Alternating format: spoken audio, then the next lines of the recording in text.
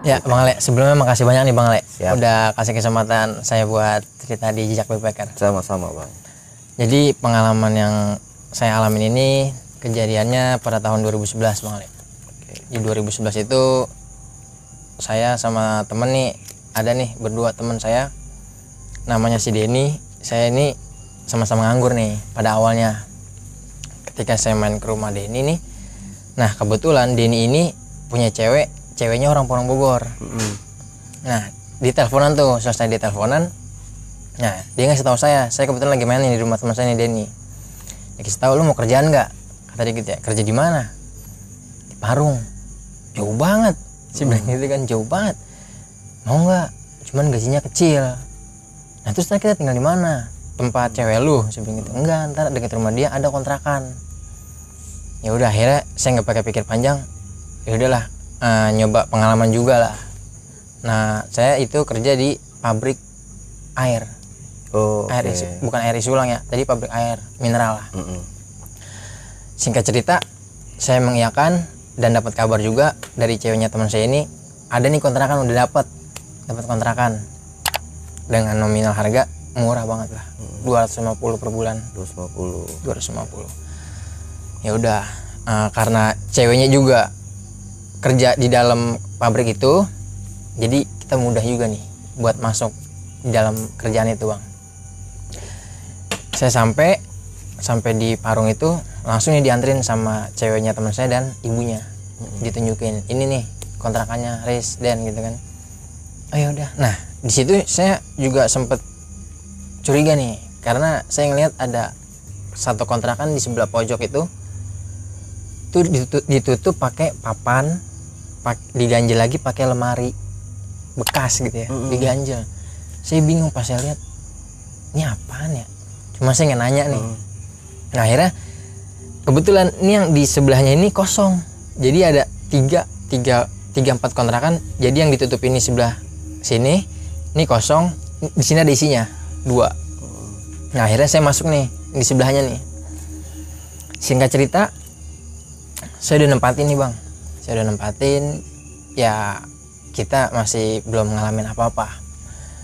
Dan di situ juga kita nggak bisa nih. Saya sama teman saya nih kerja nggak bisa satu shift, tapi kita dilainin. Jadi mau nggak mau di dalam kontrakan itu ya kadang dia tidur sendiri, saya tidur sendiri. Setelah Pisah ranjang. bisa lah. Nah setelah beberapa hari kita udah melakukan aktivitas kerja di pabrik itu, ada satu malam saya ngalamin nih Bang. Saya shift siang, saya shift pagi, saya pulang sore nih. Ketika saya pulang sore, saya ketiduran nih Bang Le. Saya ketiduran, belum sempat makan, belum sempat ngapa-ngapain, udah lelah banget kan seharian. Saya ketiduran. Nah pas saya sampai nih, emang teman saya udah nggak ada, karena kan dia shift sore tuh. Jadi kunci ditaruh di sela-sela atas pintu tuh, kita udah paham. Saya ketiduran.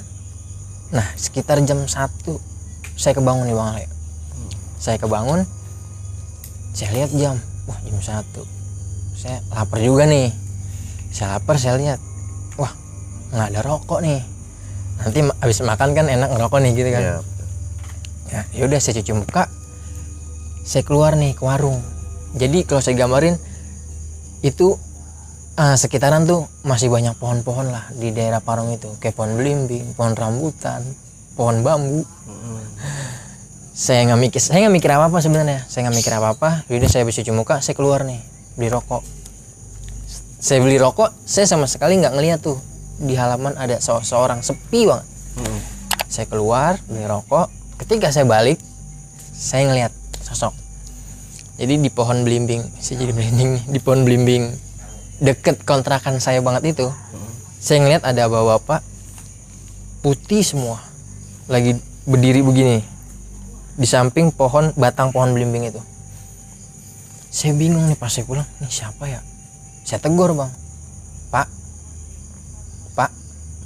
diem aja begini. Pas saya lihat, wah kayaknya nggak wajar nih. Saya langsung masuk. Saya udah nggak mikir apa-apa, saya pikir pasti ini setan. Saya langsung masuk buru-buru.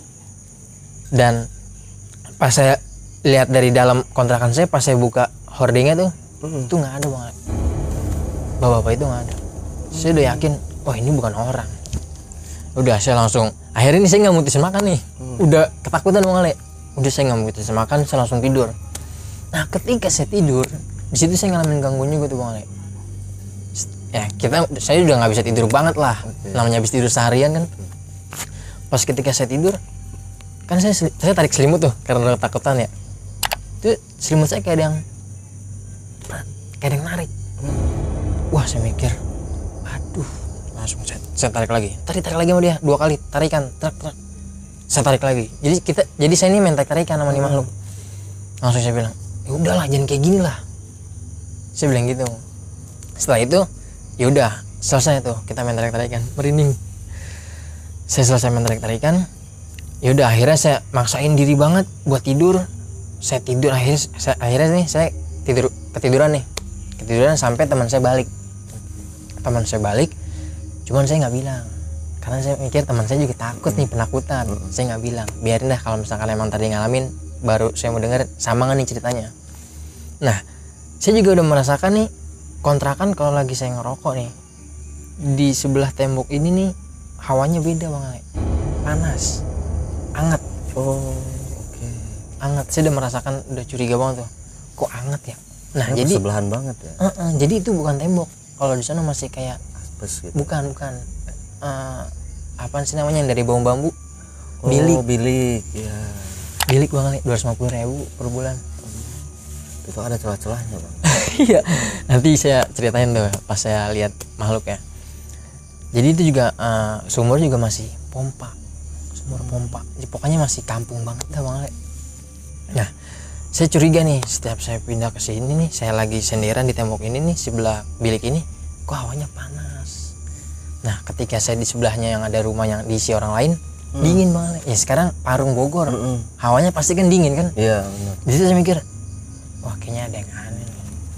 Nah besokannya ibunya, singkat cerita nih, besokannya nih siang gitu ya, ibunya cewek teman saya ini main nih, nanyain saya gimana, enak nggak gini. Saya nanya nih, Bu, mohon maaf Bu, mau tanya, ini sebelah bekas apa nih Bu? Kok ditutupin? Tapi ibunya menutupi Bang. Kalau menurut saya sih menutupi, biar saya ini nggak pernah takut nih berdua. Dia nggak bilang, itu ini kali emang nggak dipakai Riz, buat barang-barang bekas, gudang gitu, bilangnya kayak gitu. Saya mikir, oh iya mungkin namanya orang tua nggak mungkin bohong nih, gitu kan saya mikir gitu. Ya udah. Nah nih, jadi saya ceritain nih bukan yang saya rasain doang nih, tapi teman saya. Nah ketika saya sip masuk sore, pulangnya besok pagi, teman saya ada di kosan dong, ada di kontrakan itu. Teman saya ini juga akhirnya dia ngalamin nih, maksudnya ketika dia lagi mau makan, dia ngelihat ketika dia habis ambil piring nih dari rak piring, dia ngeliat nih rak piringnya tuh kayak ada yang goyangin. Dia cerita sama saya, jadi rak piring tuh pas gua ngambil piring, kata teman saya nih si Denny, tuh langsung diorak Riz, dia ngomong, tuh langsung diorak. Nah dia nanya nih, gue juga curiga Riz ya, ini sebenarnya nih ngapa ya kontrakan kayak gini. Dia ngomong gitu. Gue nggak tahu Den, yang gue bingung nih sebelah nih kenapa gitu kan. Apa kita pindah? Ya janganlah, ini udah murah, gue bilang gitu Bang. Nah dia juga ngalamin sama apa yang saya alamin. Ketika dia tidur, dia cerita sama saya, itu dia juga ditarik selimut, sama selimut ditarik.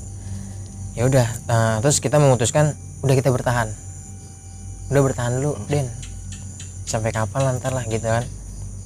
Nah keesokan harinya saya di kontrakan itu lagi nih Bang, cuman ini kejadian kayaknya sore Bang, kejadian itu sore ya, belum malam-malam banget lah, masih sore ya, sekitaran habis isya lah. Jadi saya lagi makan nonton TV kan ruangan nih pelong gitu, langsung dapur, langsung kamar mandi gitu ya. Jadi kamar mandinya luas, tengah-tengahnya sumur pompa. Nah ketika saya lagi noleh ke arah ujung kamar mandi nih, itu saya ngelihat ada sosok perempuan. Dia berdiri di pojok, kan persegi 4, dia berdiri di sebelah pojok. dia lagi nunduk. Itu perempuannya pakai baju putih, pokoknya ya mukanya pucat lah. Cuman saya langsung ini cuman inian doang nih, saya mikirnya ini cuman bayangan gue doang nih, halusinasi aja. Jadi saya lanjutin makan. Setelah saya lanjutin makan, nah saya nonton TV nih, saya ngelanjutin nonton TV. Nah saya nggak denger nih dari kontrakan bilik yang sebelah itu, yang ditutup itu, kayak ada aktivitas bang, kelotak, gerobak. Saya mikir saya dengerin pakai kuping, apa tikus ya? Katanya gudang. Saya mikir gitu kan. Ntar keletak. Ntar ada saya sempat segelintir saya dengar kayak ada perbincangan cewek sama cowok. Segelintir nih. Kayak ada yang ngobrol gimana sih komunikasi, tapi pelan soalnya kayak gerendengan gitu. Lah katanya ibunya cewek gua ini gudang, tapi kayaknya ada orang gitu kan. Saya berpikir kayak gitu ya. Udah saya gedein nih volume TV. Nah cuman ketika saya besarin volume TV ini, suara itu kayak semakin nggak mau kalah bang. Ikut-ikutan gede juga. Dia kayak cekcok bang. Kayak ada cekcok gitu lah. Apa berantem ya? Nah pas saya keluar, saya mastiin nih saya keluar nih, saya buka pintu kontrakan, saya keluar. Tapi sepi aja, nggak ada suara cekcok itu, nggak sampai keluar. Iya. Nah pas saya masuk lagi nih, saya nonton TV lagi, lanjutin, suara cekcok itu muncul lagi bang, kayak berantem lah, cewek sama cowok gitu. Wah nggak beres nih. Terus saya dengerin lagi. Nah nggak lama nih ceweknya nangis nih. Cewek itu nangis. Lalu akhirnya saya SMS nih, dulu kan masih zaman pakai HP handphone Asia bang. Saya SMS nih ceweknya teman saya. Lu ada di rumah nggak? Ada. Gua ke rumah lu ya. Mau ngapain ya bang? Gue pengen ngomong sesuatu nih. Gue takut nih tidur sendiri, karena emang saya jujur ya bang, pribadi saya takut bang. Gue takut nih, gue nungguin dia di rumah lo aja ya, di depan kayak tidur gue nggak apa-apa dah, gue bilang gitu bang. Jadi kemarin aja kak. Nah saya nyampe lah, saya benar-benar saya mikirnya udah itu kayaknya udah bukan orang bang. Akhirnya saya ke rumah ceweknya teman saya ini, saya ngomong nih sama bapaknya sama ibunya, maksudnya saya mau kejelasan nih, kontrakan di sebelah sini, yang di sebelah saya itu apaan sebenarnya. Saya ceritain nih semuanya kronologinya. Jadi gini bu, tadi pertama saya ngeliat cewek di sisi pojok kamar mandi. Terus pas habis itu saya gubris, saya lanjut nonton TV, tapi saya dengar ada suara cekcok nih, gerendeng gitu kan, kayak cowok sama cewek. Nah si ibu ini raut wajahnya kayak gimana ya, kayak nyimpan sesuatu gitu bang, kayak merahasiakan sesuatu. Terus saya bilang kan, bu jujur aja bu, sebenarnya itu apaan ya bu, bekas apaan ya? Nggak apa-apa, saya ntar bakal terima aja kok apapun jawabannya masih di ini gitu kan. Cuma nih tetap kekeh dengan jawabannya, enggak itu gudang Riz, itu gudang. Ibunya juga bilang itu bekas gudang gitu kan. Tapi ketika saya keluar bu, ini suara cekcoknya nggak ada. Tapi pas saya masuk lagi dan TV, cekcok itu suaranya keluar lagi bu. Saya nggak mau pulang dah bu, saya di sini aja tidur. Yaudah nggak apa-apa, nanti ditemenin sama adiknya aja nih, kebetulan dia punya adik nih ceweknya teman saya nih. Yaudah ditemenin nih. Nah ditemenin lah saya, ditemenin sama dia. Ternyata bener dong, adiknya ngalamin apa yang saya rasakan. Adiknya lagi nonton TV sama saya nih, itu diorak bang, rak piring diorak. Itu jelas banget saya ngeliat sama teman saya nih. Terus kata adiknya teman saya, ceweknya teman saya nih, bang itu ngapa ya bang? Gempa kali. Saya bilang gitu bang. Apa gempa ya? Bukan itu bang keluar aja bang. Ternyata dia juga takut nih. Bang keluar aja bang, kita ngerokok dulu aja bang. Ya udah akhirnya saya mutusin, karena saya niat jelas banget ya, kalau gempa kita pusing lah. Kita merasakan pusingnya juga lah. Cuman ini cuma satu gerakan yang di situ-situ aja gitu kan. Itu sampai gelas juga ikut teroyak. Gimana sih bang? Tapi nggak pernah jatuh. Udah terus saya bilang sama adiknya, ya kan lu ngerasain kan, ini yang gua alamin sama Denny, cowoknya kakak lu. Terus gimana ya bang, lu mau pindah aja bang? Gua gak enak sama nyokap yang nyariin, saya bilang gitu kan. Terus gimana bang, lu takut ya bang? Ya gue takut lah. Nah udah singkat cerita, selesai lah nih perbincangan saya. Ketemu pagi, teman saya datang, saya obrolin nih, gimana, lo mau cabut nggak, karena ini udah nggak wajar nih. Saya bilang gitu kan. Terus kata teman saya gini, nggak enak kayak sama nyokapnya, iya sama nyokap cewek gua. Ya juga ya. Nah tiba-tiba nih saya dapat undangan nih bang, dapat undangan tahlilan dari Pak RT, Pak RT sekitar. Ini ketemu jawabannya di sini bang. Saya diundang tahlilan. Assalamualaikum. Waalaikumsalam. Oh ya, ini warga yang baru ya, anak muda yang baru ngontrak di sini ya. Saya baru dapat 1 bulan lah, singkat cerita saya di situ 1 bulan. Oh ya Pak RT, udah ngelapor ya? Oh udah Pak RT, kita ngelapor. Oh iya, saya mau ngundang nih dek. Nanti kalau bisa sempetin waktunya, Mbak Ade Isya datang ke acara tahlilan Pak Haji siapa gitu yang ada meninggal di daerah situ. Datang ya berdua ya. Paling kita nggak bisa berdua nih Pak. Paling saya nih, nanti teman saya sip sore gitu kan. Oh yaudah, pokoknya datang ya wakilin. Datanglah nih saya. Saya datang tahlilan itu, ketemu nih Pak RT, Pak RW sekitar. Pak RW pun nanya, ini warga mana ya? Oh ini yang ngontrak sama ibu siapa, Bu Endang apa siapa gitu. Ini yang ngontrak sama Bu Endang Pak. 2 orang sama temennya, dia kerja di pabrik air mineral situ, nama pabriknya Ayah. Udah begitu, saya nanya nih, penasaran saya besar kan ya, saya nanya Pak RT akhirnya bang. Pak RT mohon maaf nih sebelumnya. Iya Pak, saya kan ngontrak di situ, Bapak tahu kan? Iya. Saya mau nanya Pak, itu kenapa ya Pak? Kontrakan di sebelah saya itu ditutup rapat banget, pakai triplek, pakai lemari segala rupa. Itu kenapa ya Pak? Nah di situ saya dapat kunci jawabannya Pak. Apa kata Pak RT? Emang nggak dikasih tahu sama Bu Titin enggak? Bu Titin ini ibunya cewek saya, ceweknya teman saya. Emang Bu Titin nggak cerita? Enggak, katanya gudang Pak RT. Jadi gini Mas, dijelasin ke saya. Jadi gini Mas, dulu udah ada sekitar 2 bulan atau 3 bulan yang lalu lah, ada anak cewek di situ ngekos, dia bunuh diri dengan cara gantung diri.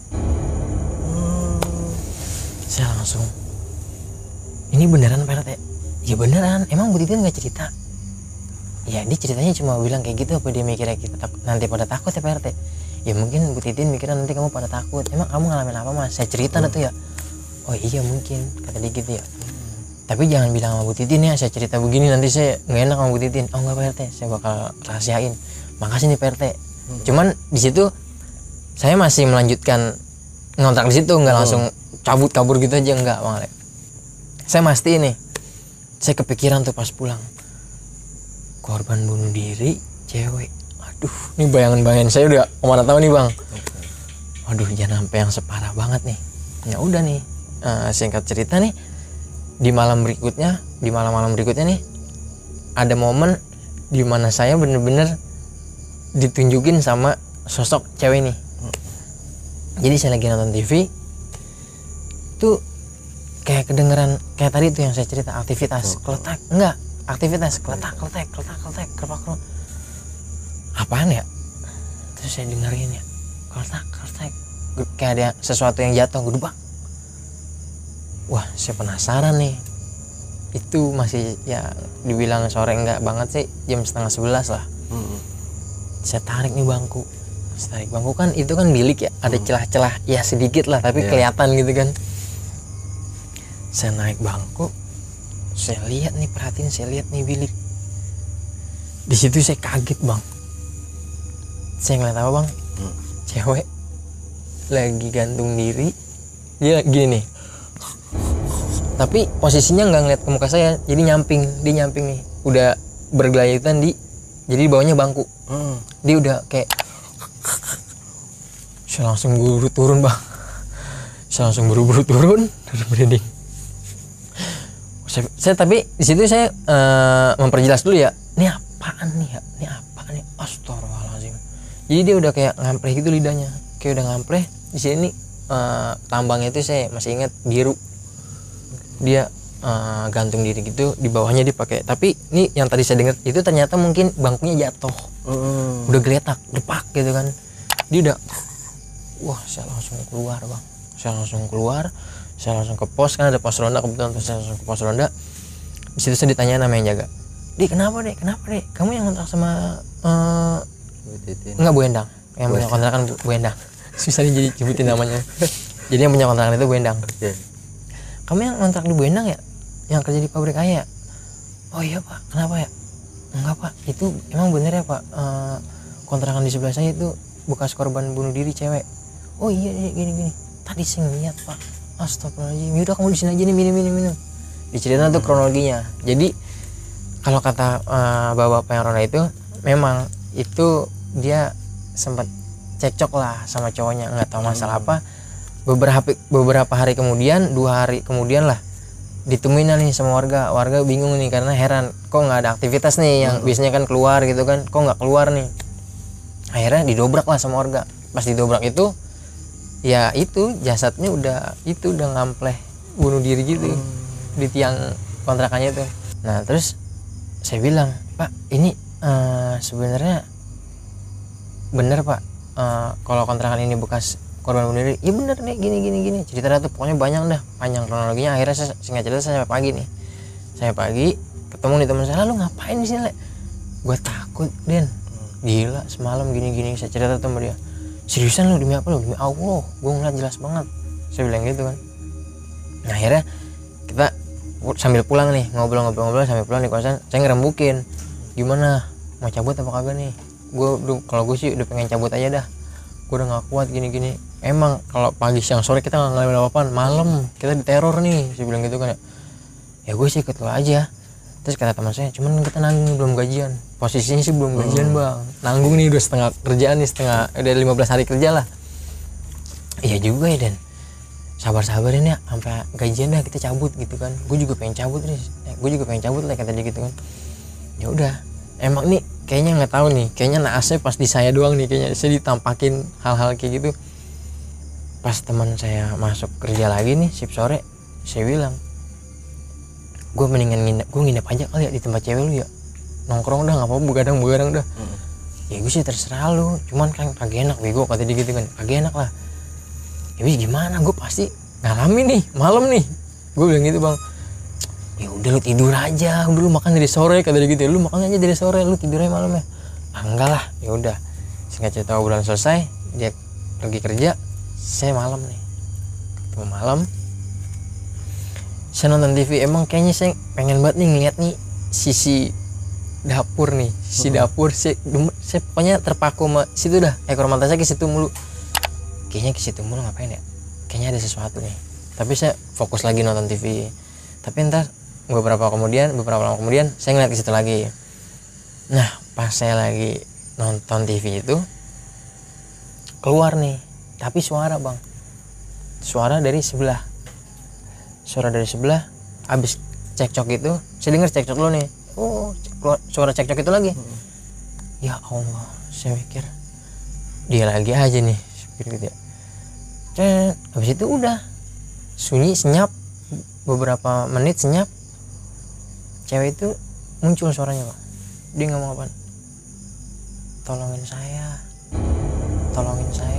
Oh ke Bang Aris? Iya, tapi dari balik bilik ini ya. Tolongin saya, itu kan pas buat di kuping saya. Tolongin saya. Aduh, langsung saya matiin TV, langsung saya keluar. Saya tapi nggak kemana-mana, saya di depan kontrakan saya nih. Saya mikir gini, kok kayaknya hampir tiap malam kayak gini banget ya. Akhirnya ada bapak-bapak ronda itu lewat. Kenapa lagi dek? Pak, maaf pak, bisa temenin saya dulu nggak pak, sebentar pak. Saya cerita lagi tuh, pak, ini kok saya dihantuin mulu ya pak, gitu kan. Ya udah sih, saran saya pindah aja, kata dia gitu ya. Saya kok dihantuin mulu ya pak, ini pas saya mulu lagi dihantuin setiap malam gitu ya. Emang kenapa tadi? Dia minta tolong sama saya pak. Ya emang sih kalau orang meninggalnya nggak wajar, rata-rata kayak gitu deh, dia ngomong gitu kan. Ya cuma gimana ya pak, ya udah pindah aja lah. Singkat cerita, teman saya datang nih, paginya teman saya pulang nih. Saya tuh nggak berani tuh, akhirnya saya di depan tuh bang. Saya di depan, ya saya gabung lah ngobrol sama, sok kenal dia tuh sama tetangga sekitar. Saya ngobrol sampai pagi. Saya nyeritain tentang kontrakan ini. Bahasanya emang benar nih, semua warga itu emang udah tahu kalau kontrakan itu emang bekas ya itu korban bunuh diri, gantung diri itu. Karena faktor ribut lah sama cowoknya, tapi cowoknya ini nggak dicari-cari, nggak ketemu, lepas tanggung jawab gitu. ngobrol-ngobrol. Ya udah akhirnya saya nih singkat cerita besok malam lah, satu hari itu kan kita udah mau gajian nih. Teman saya malas masuk nih. Gue nggak mau masuk dah gitu kan ya. Ya udah lu temenin gue aja gitu kan. Gue masuk, besok kan kita gajian, selesai gajian kita cabut ya Riz. Udah cabut, kita kemas nih bang. Kita lagi kemas barang. Nah itu kita dengar suara cekcok lagi bang dari balik bilik itu. Teman saya juga pertama dia yang nyadarin. Nah ternyata nih pas kita lagi kemas barang nih, besok kita mau cabut kan, lepas lagi dari kontrakan itu. Nah teman saya sendiri nih langsung yang dengerin suara cekcok itu dari balik bilik itu kan, kontrakan sebelah. Dia nyolek, ngapa lu denger ya? Iya cekcok, bener juga yang bang bilang ya. Iya kan, gue yang dengerin setiap malam nih cekcok. Nah kita dengerin nih bang, pada masang kuping nih. Kamu gini pokoknya gitu dah. Pokoknya tapi samar-samar bang. Kamu gini. Terus ada barang yang kayak dipecahin gitu. Terus saya bilang, nggak mungkin gudang begini. Saya bilang gitu kan ya, ini udah fix nih apa yang kata Pak RT bener. Tapi nyokap temen lu nutupin. Gue kalau nyokap temen lu bilang, Den, gue kagak bakal mau ngontrak di sini, mau murah juga. Gue bilang gitu kan. Terus yaudah kita cabut aja. Nah setelah kita masih beres-beres nih bang, masih packing. Nah itu ada suara cewek yang kemarin saya alamin yang tolongin saya. Itu muncul bang, tapi dengan sebutan bukan tolongin saya lagi. Kamu tega nggak mau nolong saya, saya jadi gimana ya, itu mau saya udah ketakutan banget. Kamu tega nggak nolongin saya. Terus saya sama teman saya ini minta tatapan nih. Gimana? Kita cabut. Akhirnya kita cabut itu. Kita keluar, kita nggak berani tidur. Akhirnya kita keluar dari kontrakan itu. Ya udah kita begadang lah di pos, dan kita benar-benar udah sepakat fix besok kita keluar. Akhirnya kita ngomong nih ke nyokapnya cewek teman saya itu, Bu, saya pamit, nggak apa, sudah saya keluar aja dah kerja. Yang penting kita udah lepas. Karena kita ceritain semua, saya juga nguak nih. Akhirnya ibu Titin ini baru, oh iya deh, gini saya takut kalian tuh pada takut gini. Ya enggak Bu, kita ngalamin kok, kita udah ngalamin sebelum itu. Ya akhirnya ya kita dapat kerja 2 bulan doang lah bang, kita ngontrak di situ. Kita nggak kuat lagi ya, akhirnya ya udah kita lepas dari kontrakan itu bang, begitu loh bang. Jadi sampai sekarang kontrakan itu masih ada? Mungkin ada di daerah Parung. 2011 ke 2022. Tapi nggak 10 tahunan. Iya, mungkin apa udah dirombak atau gimana? Nggak tahu. Kemungkinan besar sudah dirombak. Udah dirombak. Sekarang masih ada yang bilik kayak gitu ya? Nggak mungkin. Kayaknya udah nggak mungkin bang. Tahun-tahun kayak gini pasti udah tembok semua. Betul. Nah, satu sosok yang pertama, sosok bapak-bapak itu siapa itu? Makanya itu saya nggak sempat cerita ke tetangga kalau saya ngelihat sosok yang laki. Saya nggak cerita, tapi saya lebih fokus sama yang saya alami di dalam kontrakan saya ini bang. Maksudnya sosok, entar suara cekcok lah, suara kayak ada ya tangisan yang saya sempat dibilang tolongin saya. Paling saya cerita yang sosok yang saya alami itu aja sih. Saya nggak sempat cerita tuh, makanya saya sampai lupa tuh sama sosok yang saya lihat bapak itu. Ya yang satu putih semua itu. Saya nggak cerita. Nah kalau untuk cekcoknya sendiri, kan itu sering banget nih Bang Aris ngedengerin suara-suara mereka yang kayak cekcok lah gitu. Itu nggak ada satu kata atau berapa kata gitu mereka mempermasalahkan apa gitu? Enggak. Kayak orang gimana sih bang suaranya? Kayak nggak jelas, gerendeng gitu sih, gimana sih? Pokoknya nggak jelas deh. Kita nggak benar-benar bisa seksama mendengarkan apa yang diomongin sih. Sebenarnya saya juga penasaran. Ini cekcok masalah apa gitu kan? Cuman enggak, cuma kayak orang udah kayak dia berdua aja, cuman samar-samar, nggak kedengeran sama sekali. Gitu aja sih. Tapi nggak tahu sampai sekarang itu korban bunuh diri atau dibunuh sama pacarnya atau suaminya gitu? kalau kata Pak RT jelasin ke saya waktu tahlilan itu, ya dibilangnya dia tahu-tahu pas warga dobrak pintu kontrakannya, ya dia memang dalam keadaan udah gantung diri. Nggak tahu kronologinya gantung diri atau dibunuh gitu ya bang ya. Kurang tahu dah, pokoknya warga lihat ya dia udah dalam keadaan gantung diri aja, udah 2 hari. Udah 2 hari ya. 2 hari. Berarti yang sosok yang di dekat apa namanya rak, di dekat rak itu berarti si mungkin jin atau korin yang menyerupai si Cewek ini. kan? Bener, bisa jadi. Yang sempat dia nampakin saya di ujung dapur itu ya. Dia sempat nampakin tuh. Iya. Ya mungkin itu korinnya lah. Karena kan kalau bisa dibilang ya itu kan sosok mati yang penasaran ya bang. Iya. Bener. Iya. Udah jadi Nggak wajar lah. udah ditumpangi jin lah ya. Bener. Oke. Bang Aris serem banget nih ceritanya. Ya makasih bang. Gak bisa ngebayangin kalau saya di kontrakan seperti itu, kalau saya sehari paling udah cabut. Saya juga sebenarnya pengen cabut bang, cuma mikir kerjaan. Okay. Tapi si teman Bang Aris itu masih pacaran atau udah menikah nih sampai sekarang? Enggak, dia Putus ya? putus bang, udah beda cewek lah. Oke. Bang Aris, mungkin ada tambahan yang mau disampaikan ke penonton di rumah? Kayaknya Sebelum cukup kita bang. tutup. Nggak ada pesan-pesan bang. Horornya keren banget nih Bang Aris. Nah J-Packers, itu tadi obrolan mistis jejak backpacker yang diceritakan langsung oleh Bang Aris Mardani dari Dimensi Mistik. Jangan lupa untuk selalu support channel Jejak Backpacker. Subscribe, like, komen, dan share sebanyak-banyaknya video-video YouTube Jejak Backpacker. Wassalamualaikum warahmatullahi wabarakatuh. Waalaikumsalam. Bang Aris, thank you banyak. Sama-sama Bang Alen, terima kasih banyak.